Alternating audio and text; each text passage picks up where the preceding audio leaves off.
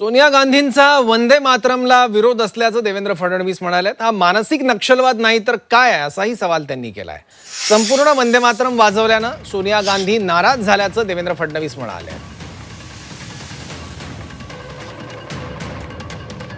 हा मानसिक नक्षलवाद नाही तर काय असंही फडणवीस म्हणाले। देशाच्या